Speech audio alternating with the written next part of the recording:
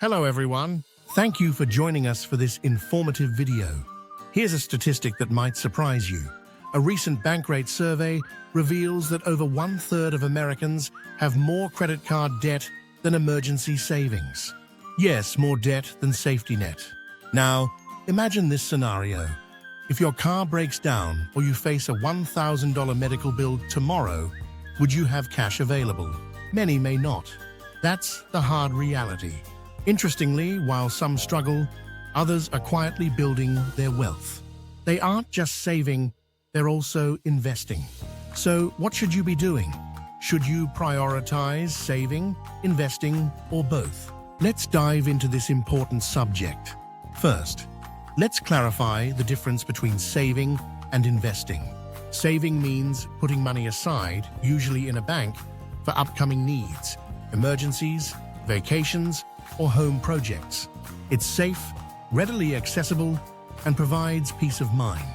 Investing, on the other hand, is about utilizing your money by buying assets like stocks, bonds, or real estate to grow it over time. While there's risk, the potential rewards can be much greater. Think of saving as wearing a seatbelt. It keeps you secure. Investing?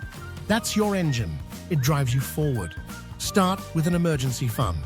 Before considering investments, create a safety net. Aim to save 3 to 6 months' worth of living expenses. Ideally, keep it in a high-yield savings account. Why is this essential? Life is unpredictable. Job loss, medical bills, or urgent repairs can happen. You don't want to be in a position where you have to sell investments, or worse, go into debt. Next, save for short-term goals.